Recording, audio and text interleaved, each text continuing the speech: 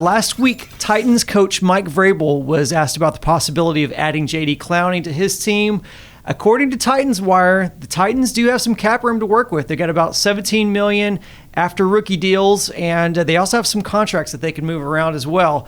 So you and I spoke briefly last week about how Lance Zierlein is hearing that Clowney could take a one-year show-me deal. Just the fact that he's unsigned at this point points towards that.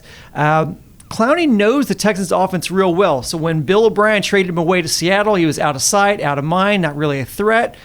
But on the Titans, they would face Clowney twice a year. So barring injuries, is Jadeveon Clowney signing with the Titans a nightmare scenario for the Texans?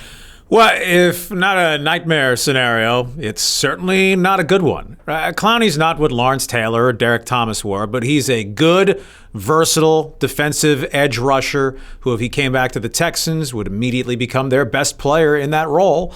The Titans have been looking to juice their pass rush a little bit, so they took a one-year flyer on Vic Beasley from Atlanta. Harold Landry, a second-round draft pick a couple of years ago, shown potential but hasn't really arrived yet.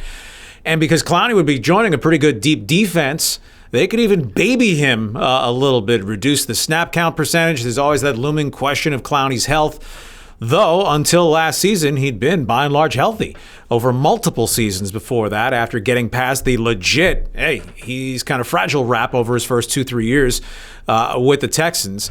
And in what projects at this point to be a pretty competitive three-horse race among Titans, Texans, and Colts.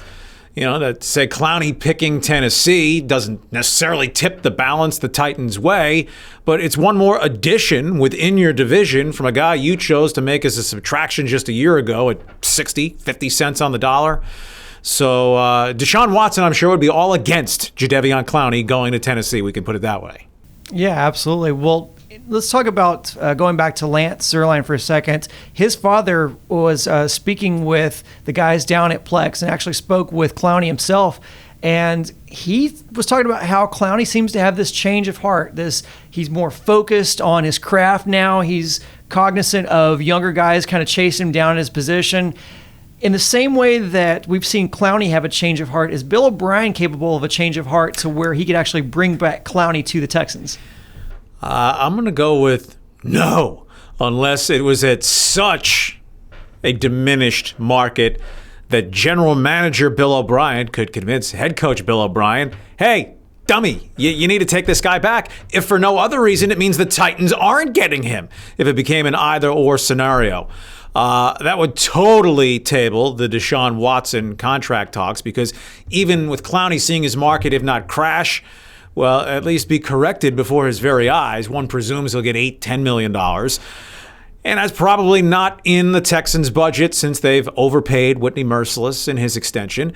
They're carrying J.J. Watt at huge money. And to throw one in, nothing against Kaimi Fairbairn specifically, but to make him a more than $4 million kicker. Bill O'Brien's an Ivy League educated man.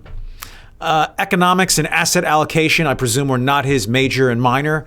So, yeah, I don't think Clowney would be coming back here unless it was the most money on the table to come back here, and I just can't see that being the case.